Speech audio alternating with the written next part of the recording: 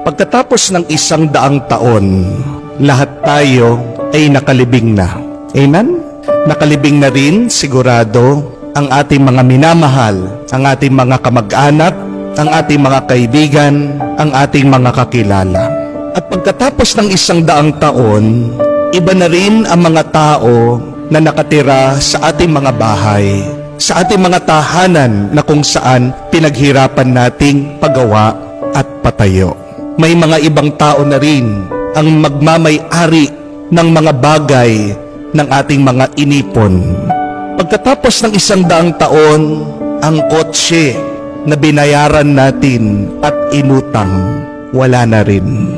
Maaaring ito ay scrap, lata na, tinapon, o baka inilibing na rin.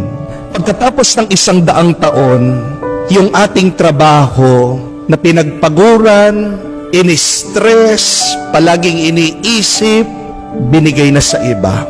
O maaaring ang kumpanya na ating pinasukan ay wala na rin.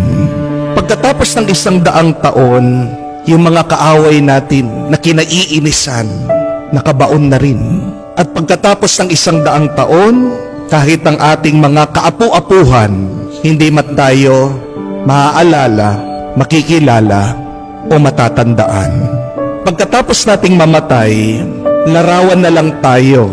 Makikita sa album, sa picture, nakasabit sa dingding. Maaring makikita tayo, dadaan tayo sa Facebook feed ng ibang tao, pero hindi na tayo kilala. Pagkatapos ng 1 dekada, mawawala na rin ang ating mga larawan, ang ating mga alaala. Kung maiintindihan natin ang ating kinabukasan na mawawalang kwenta lahat ng ating mga inaalala dahil may katapusan na ang lahat, hindi ba magiging mas masaya tayo ngayon? Yung ating mga takot ngayon, pagkatapos ng 100 taon, wala na yan. At pagkatapos nating mamatay, yung ating mga pangamba, wala na ring kwenta. So tandaan natin ito, mga kapatid, that life is short and quick. Maiksi lang ang buhay at mabilis. Lalong-lalo na ito ay umiiksi at bumibilis dahil sa ating takot, pag-aalala at pangamba. Do not make your life shorter and quicker because of your constant worrying, panicking, and fearing.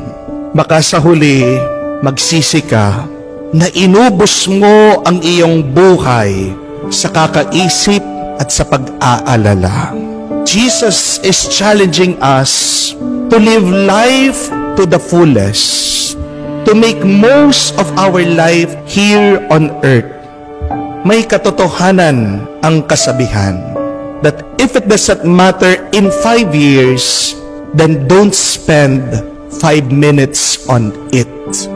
Kung walang halaga yan, walang kwenta, pagkatapos ng 5 taon, huwag mo sanang bibigyan ng 5 minuto sa kakaisip mo.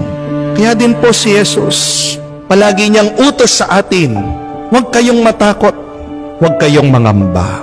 Kasi ang ating mga problema ay mawawala din sa kinabukasan. We should not worry. Why? Because as Jesus explained, we have a loving God, the Father in heaven, who loves us deeply.